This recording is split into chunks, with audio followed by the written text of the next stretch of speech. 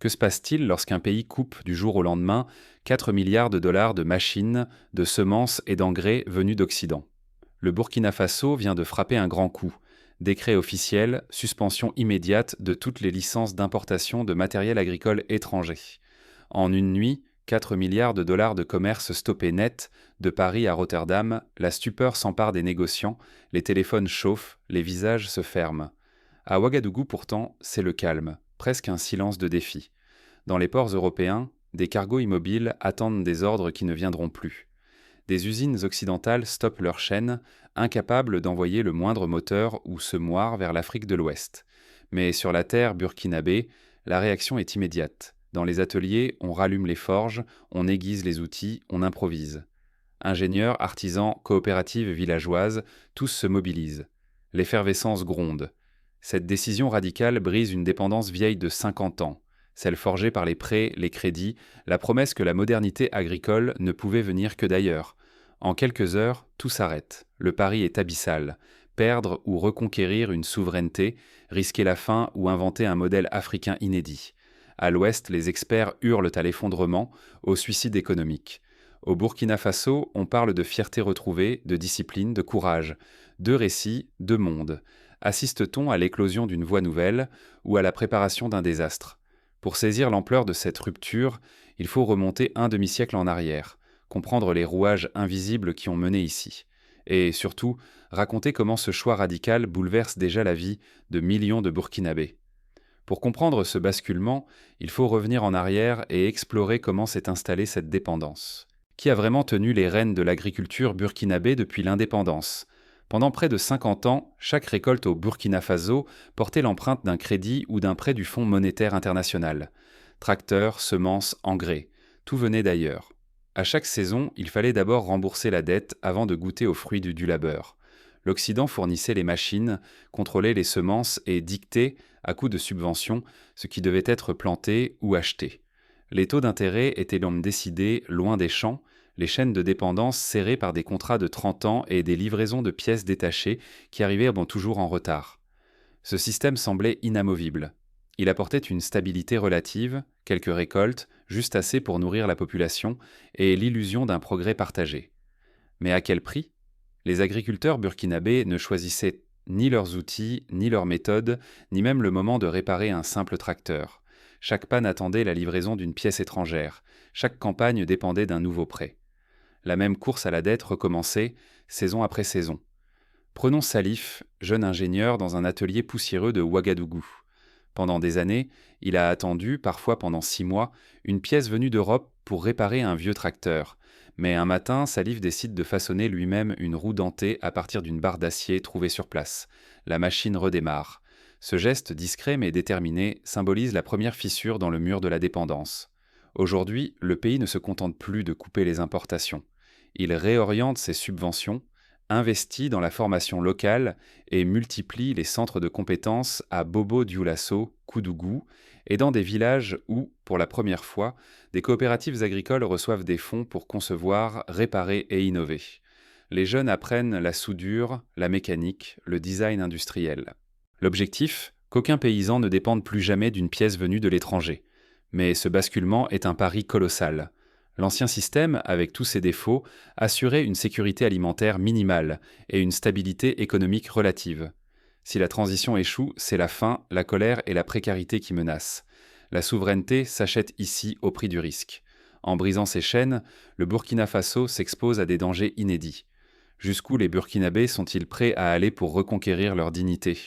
La rupture est lancée, mais chaque victoire technique cache de nouveaux défis. Le véritable coût de l'indépendance va bientôt se révéler. Le soir du décret, tout bascule dans les ports d'Abidjan et de Dakar. Les grues s'immobilisent, les conteneurs restent à quai, suspendus dans un silence pesant. À l'ouest, les contrats sont annulés d'un trait de plume. Les marchés internationaux vacillent. En France, en Allemagne, des centaines de fournisseurs licencient sans préavis. Les téléphones se taisent, les carnets de commandes se vident. Une torpeur glaciale s'étend dans les bureaux des exportateurs occidentaux. Mais à l'intérieur du Burkina Faso, une onde inverse jaillit. La solidarité locale s'organise, portée par une urgence vitale. Les ateliers des coopératives rurales reprennent vie, cœur battant du pays. l'État déploie un fonds spécial pour financer les initiatives des villages, des écoles techniques et de petits laboratoires de semences. Des sessions de formation express s'ouvrent à Bobo-Dioulasso, Waiguya, Koudougou. À Ouagadougou, ingénieurs et forgerons unissent leurs efforts pour concevoir, réparer, transformer. Alors que l'Occident se replie, de nouveaux alliés s'avancent. La Chine partage ses plans moteurs en accès libre. La Russie dépêche des formateurs pour les futurs mécaniciens locaux. La Turquie livre des outils robustes et abordables, parfois à moitié prix. Dans les rues, dans les villages, une fierté naissante s'installe. La rupture, annoncée comme fatale, devient le souffle d'une révolution discrète. En quelques mois, les premiers prototypes Made in Burkina voient le jour. Une moissonneuse locale, Liberty Hun, traverse les champs sous les acclamations. L'emploi rural bondit. Des jeunes, partis hier vers la ville, rentrent travailler la terre ou rejoindre les nouveaux ateliers de pièces détachées. La production, encore fragile, progresse. Le pays découvre une autonomie qu'il pensait inatteignable. Pourtant, la réalité se montre abrasive. Les pénuries s'invitent souvent. Certaines pièces cruciales restent introuvables, forçant l'improvisation ou le recyclage de vieux systèmes. Les rendements agricoles chutent le temps de s'adapter. Les critiques fusent, à l'intérieur comme à l'extérieur. On parle de risques de famine, d'aveuglement dangereux, d'un isolement suicidaire, mais la symbolique s'ancre. Ici, la récolte appartient désormais aux mains qui l'ont façonnée. Chaque outil forgé localement devient acte de résistance. Chaque moisson, un geste de souveraineté. La peur du chaos s'efface devant une détermination nouvelle. Le pari est total, effondrement ou renaissance. Pour les dirigeants comme pour le peuple, la tension monte. Tiendront-ils face à la tempête ou céderont-ils sous la pression ? Les premiers signes d'un nouvel équilibre commencent à émerger, mais rien n'est encore joué. Face à chaque obstacle, une réponse collective émerge. Dans les rues de Ouagadougou comme dans les hameaux du Sahel, des ateliers de compost prennent vie, des écoles de soudure ouvrent, des alliances africaines inédites se tissent. Le pays refuse de baisser les bras, malgré l'incertitude grandissante. Les débuts sont hésitants. Plusieurs villages manquent d'outils adaptés, certains tracteurs tombent en panne, les récoltes déçoivent. Mais peu à peu, un frémissement d'espoir apparaît. Après quelques mois, les réparations locales doublent. La production de semences nationales bondit d'un quart. La dépendance extérieure recule nettement. La solidarité régionale s'intensifie. Un corridor d'approvisionnement relie désormais le Burkina Faso au Mali et au Niger, facilitant l'échange de semences résistantes et d'engrais biologiques. Le Ghana et le Sénégal, d'abord sceptiques, voient dans certains villages tenter l'aventure de la fabrication locale. Un effet domino discret se propage à travers l'Afrique de l'Ouest. Les changements se lisent dans les chiffres, mais aussi dans les yeux. La résignation laisse place à la fierté. Une discipline nouvelle s'installe. Respect des horaires, transmission des savoirs, goût de réparer au lieu d'attendre. Les jeunes, hier attirés par l'exil, redécouvrent la valeur du travail manuel. La mobilisation citoyenne étonne.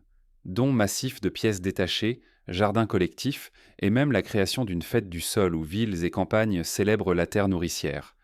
Les réseaux sociaux africains s'enthousiasment devant les premières moissonneuses entièrement burkinabées. Mais le choc se propage au-delà des frontières. L'Occident réagit. Pressions diplomatiques accrues, menaces de sanctions, débats tendus dans les grandes capitales. Certaines ONG dénoncent un risque de crise humanitaire, pendant que des industriels européens cherchent à contourner l'embargo par des voies détournées. Pourtant, le Burkina Faso tient bon. Le pari est risqué. Devenir le symbole d'une renaissance africaine, ou s'exposer à de nouveaux périls, sabotage, crise alimentaire, isolement financier. Mais ici, beaucoup préfèrent le risque debout à la soumission à genoux. Ce qui se joue dépasse de loin les frontières du Burkina Faso. Mali, Niger, Ghana, Sénégal observent, hésitent, parfois imitent. L'Afrique s'interroge, faut-il céder à la pression extérieure ou inventer une voie propre ? À chaque étape, l'exemple burkinabé intrigue, inspire ou inquiète, mais ne laisse personne indifférent. Pourtant, à mesure que la tension monte, une question cruciale se pose. Jusqu'où le pays pourra-t-il tenir face aux pressions extérieures et aux faiblesses internes ? La suite va révéler si ce pari inédit tiendra la distance ou s'effondrera sous le poids des menaces. Ce n'est pas l'isolement que le Burkina Faso recherche, mais l'indépendance. Toute la nuance est là. C'est aussi la leçon essentielle de ce pari audacieux. La liberté ne se vit pas en solitaire, mais se bâtit ensemble, portée par un but commun. Ici, il s'agit de se réapproprier le droit de choisir sa propre destinée. L'indépendance a un prix, toujours. Il se paie en doute, en privation, en efforts répétés. mais ce coup lui donne toute sa valeur.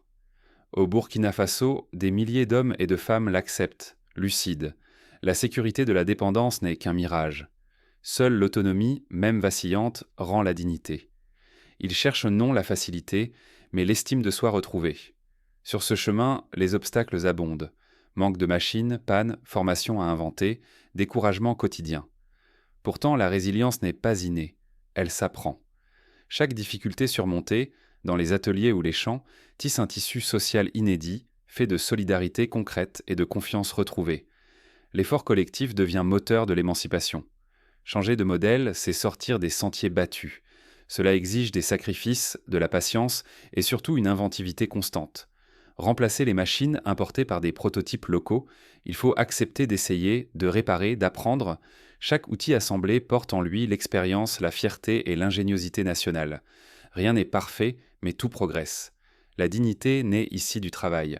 Transformer la matière brute en instrument, le besoin en savoir-faire, c'est se donner le droit de choisir le rythme de sa vie. Ne plus attendre ni permission ni secours, mais retrouver le pouvoir d'agir. Écrire son avenir, jour après jour, devient un droit conquis. Contrôler sa nourriture, c'est contrôler sa liberté. Quand un peuple décide de produire ses propres semences, de fabriquer ses outils, il ne se contente pas de nourrir ses enfants. Il affirme son autonomie, il pose les fondations d'une souveraineté réelle. Avoir la clé de son grenier, c'est détenir celle de son avenir. Mais la plus grande richesse du Burkina Faso ne se mesure ni en or ni en coton, c'est la volonté de son peuple. Cette force, discrète mais obstinée, est le vrai moteur du changement. Elle inspire, elle montre que la liberté ne tombe jamais du ciel. Elle se cultive, se défend, se partage. Le risque est immense. Échouer, céder à la fatigue, renoncer, ou, à l'inverse, réussir et offrir un modèle à d'autres sociétés. Ce choix, le Burkina Faso l'a fait au prix du doute et de la ténacité. À chacun désormais d'en tirer la leçon, la souveraineté se conquiert, elle ne s'achète pas. Mais qu'en est-il, concrètement, sur le terrain ? Comment cette révolution silencieuse se manifeste-t-elle dans la vie quotidienne et les gestes du peuple ? Ce qui compte aujourd'hui n'est pas seulement la récolte de cette année, ni le nombre de tonnes engrangées ou les statistiques affichées sur des rapports officiels. Ce qui importe, c'est la graine de liberté semée dans les esprits, une graine qui pourrait porter ses fruits bien au-delà des frontières du Burkina Faso.